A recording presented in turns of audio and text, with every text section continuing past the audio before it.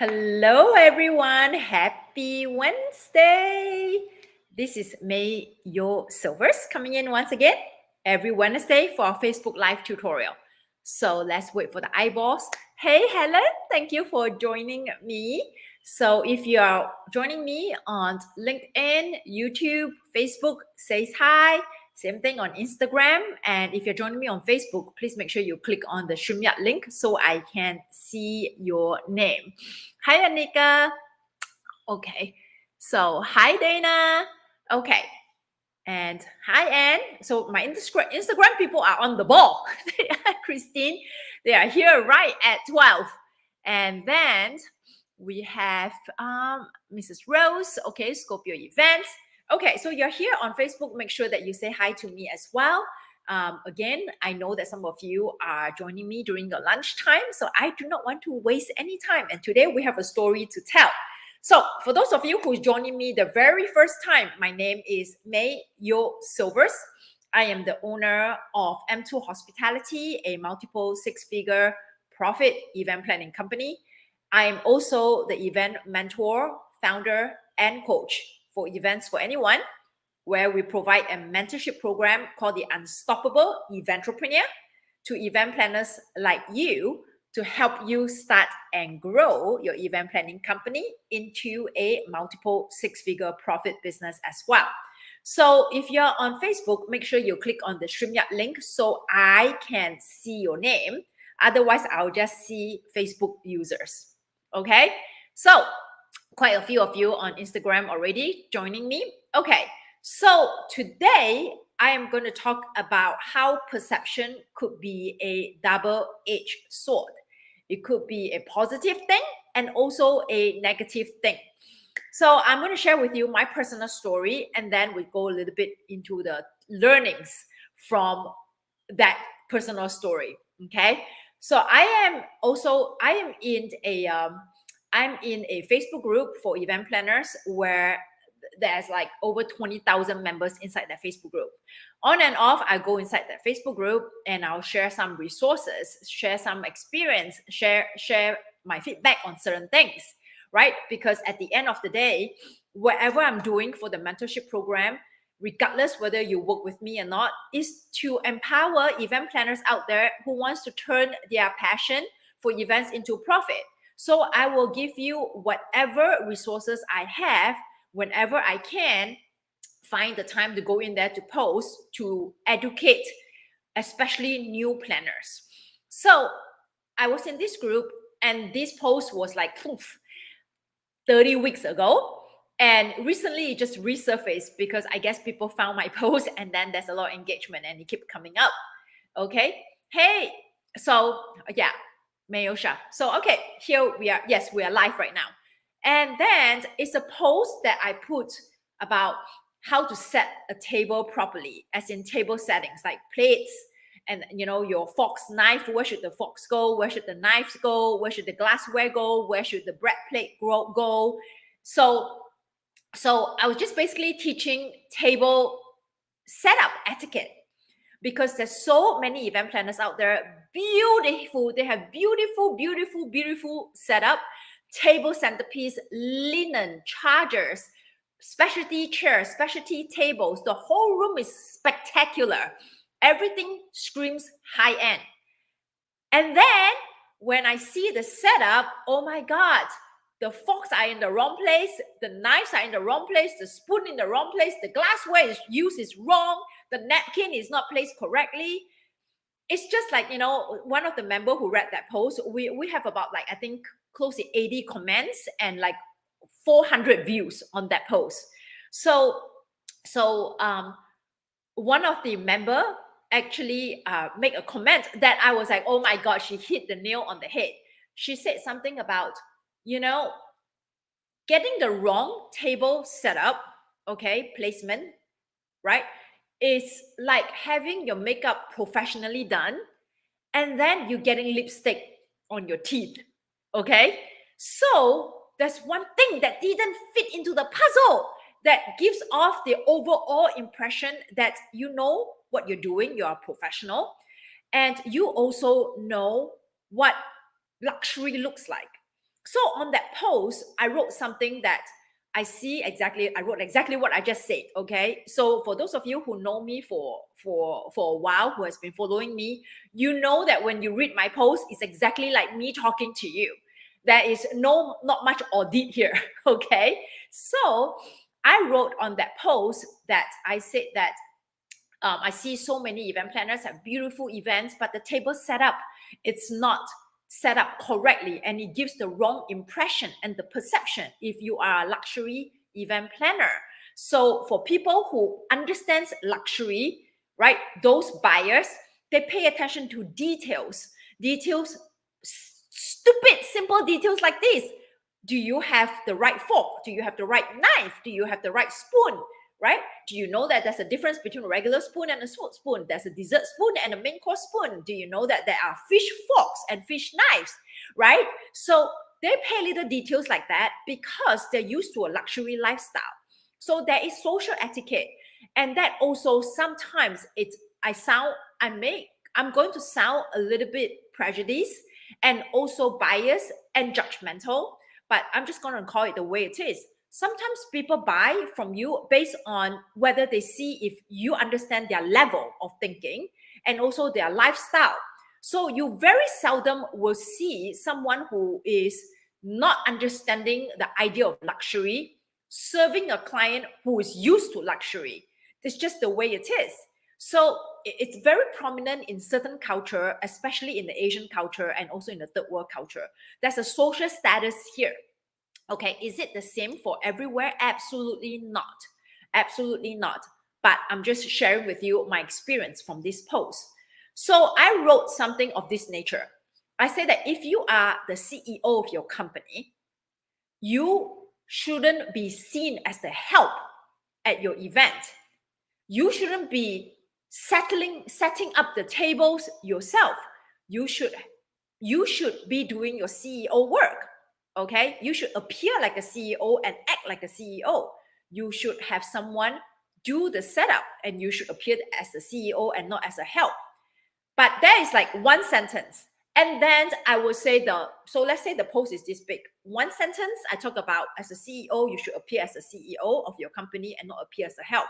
And then the rest of the post, it's all about how to set the fork, how to set the knife, how to set the bread plate, how to set the water goblets, the wine glasses. Everything was educational from that point onwards. Okay. And I even attach a picture of a very complex table setup. And I said that next time when you set up your table, use this as a reference. So my whole focal point of that post was to educate how to set up a table so that you can present a perception that you understand luxury and you understand table manners and table setup that complements the entire perception or image that you want to project of yourself, which is you are the CEO of the company and you understand luxury setup and you pay attention to details like this. The whole post was just about that. And and it's very interesting. And some of you who's watching me right now, I've shared this story with you because there is a learning there. So I would say out of that 77 comments that we got, close to 80, I would say about 65 comments were like, oh my God, thank you so much for taking the time to write such a detailed post and educating and sharing your experience, right? So, and they were all very grateful that someone will take the time to write such a detailed post to educate for free, okay? And being so detailed about, no joke, that post actually tells you this is where you need to put the fork, this is where you need to put the knife, why do you want to do it this way? I was teaching a class basically, but everything on the post. So people were so grateful about that. So I created a perception that I'm someone who is very generous in teaching, someone who is very generous to show you how you can do better, right? Who is not afraid to hold back information. I also let them understand why I have the authority to teach you, because I want And I wrote on that post that I went to a hospitality school in Switzerland and I taught that class on how to set up tables so that I assert my authority there.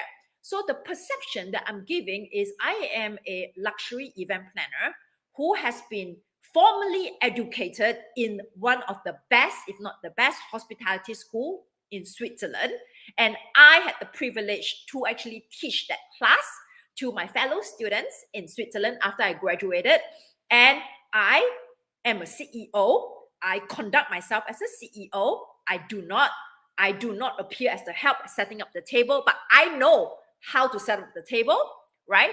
I pay attention to details and I'm here to teach you how to set up the table, right? And I wrote a whole post about how to set up the table. So again, the perception that I've given is what I just explained to you, someone who knows what they're doing, okay, and not afraid to express my views and also to show you that I'm the authority to teach. And I'm also very generous with giving out my information. So a lot of people were very, very grateful. 65 comments, okay, very grateful. Then we have that less than 10% of the people who read that post, immediately they got triggered. So instead of focusing on the educational piece, which is how to set up the table, right?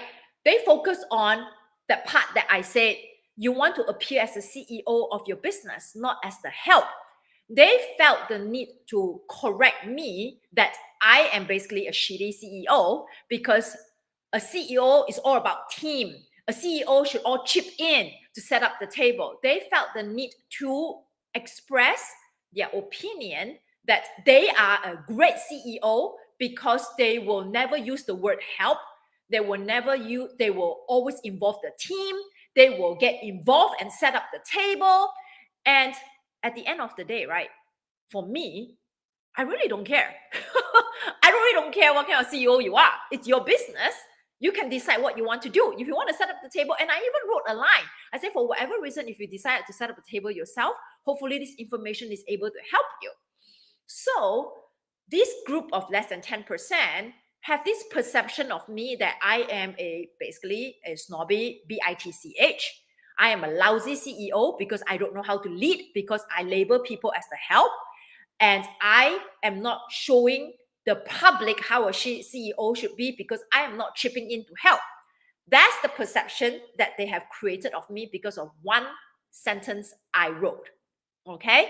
And it went on and on and on. So I had to step in and I say that how about let's refocus our energy and our attention on sharing resources and educating people.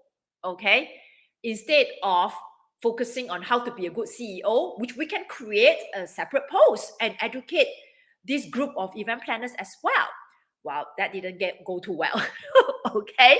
So they went on to defend themselves. They said, well, we're not trying to correct you or correct your post or how you write your post. Obviously you are, because you did just that. So, but it just went back and forth and I didn't want to waste my time and energy. But for me, it was a great learning lesson. And I wanted to share this experience because I'm going to give you a scenario. If you are someone who is afraid of being judged or have imposter syndrome, okay, and you get hurt easily because of your ego, what would you have done if you were me? Would you have taken down the post?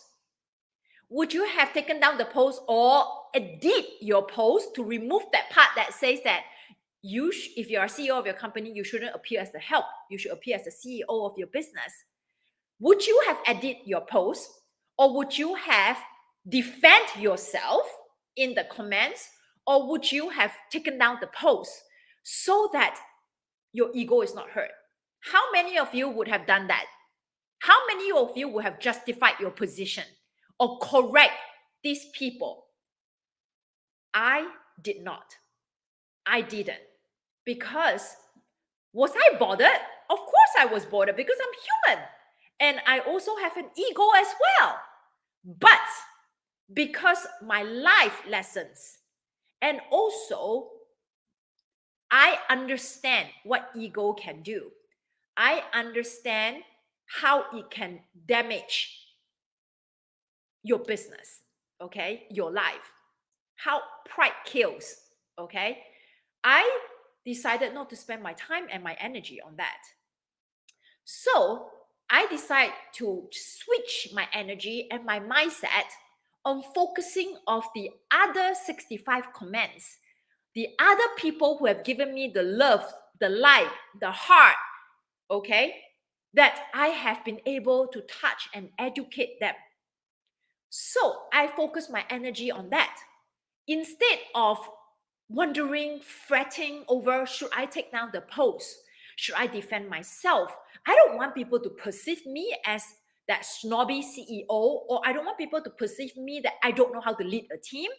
In the first place, those 10% or less than 10% of the people who commented about who I am as a CEO, they don't know me.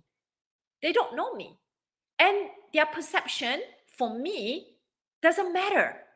Because when you present yourself, especially on a social media platform, you are inviting people to comment.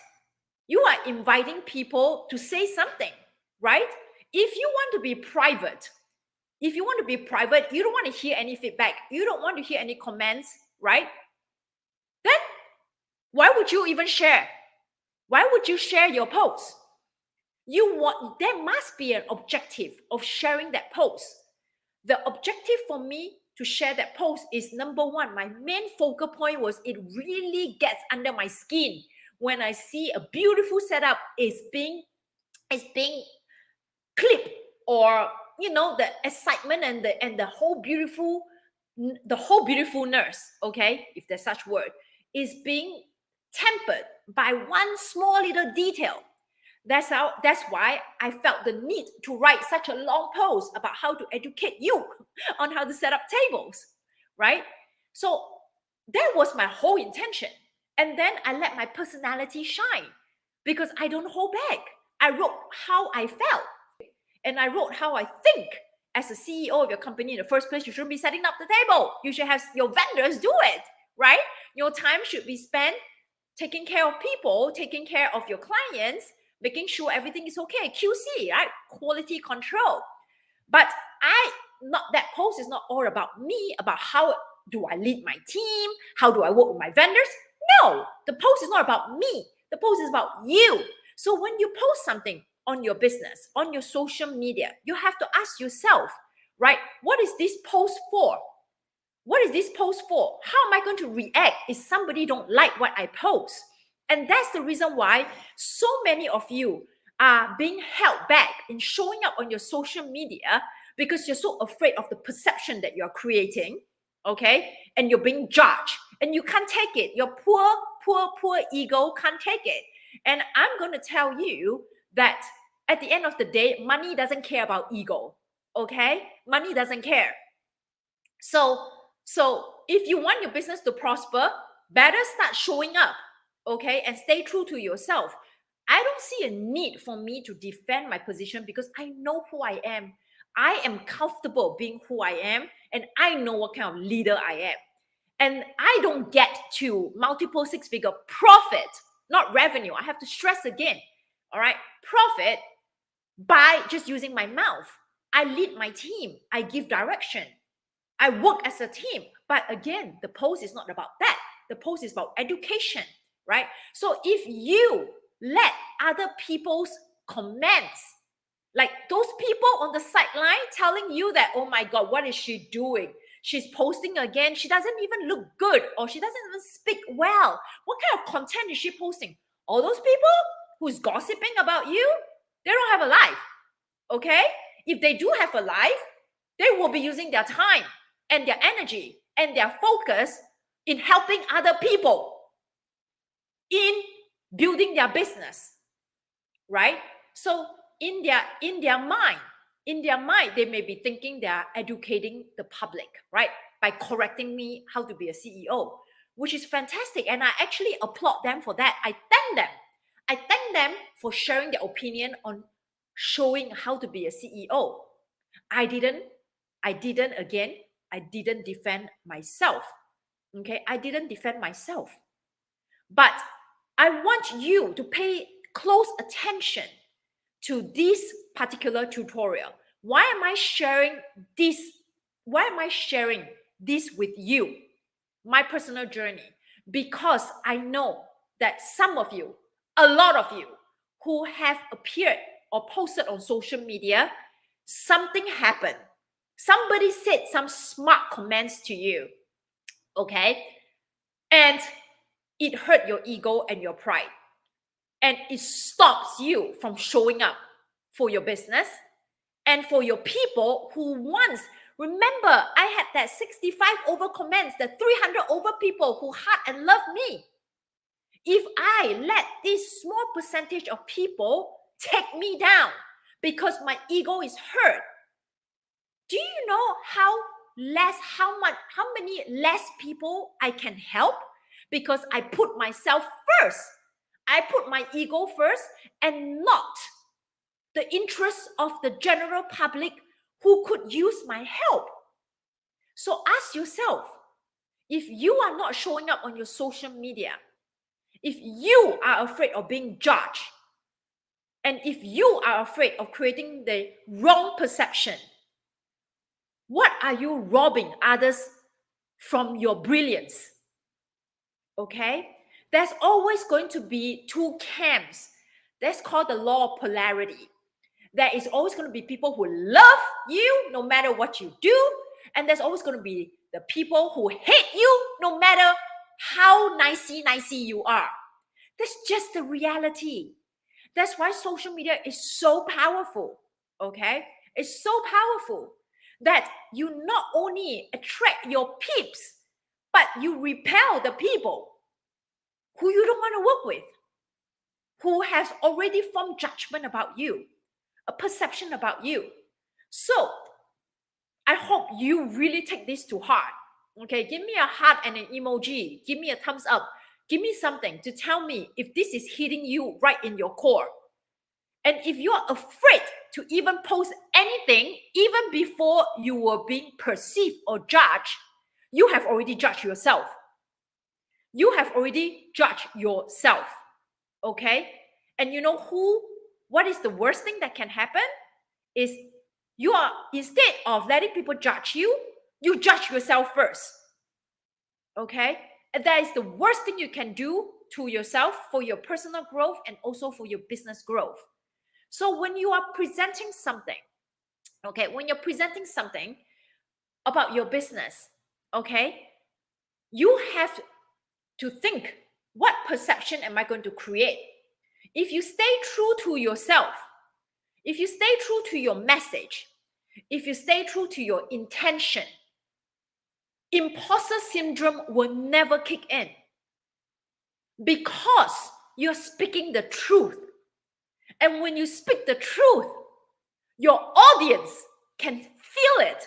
Your audience will know you. Your audience can feel your energy. And that's why people buy from you.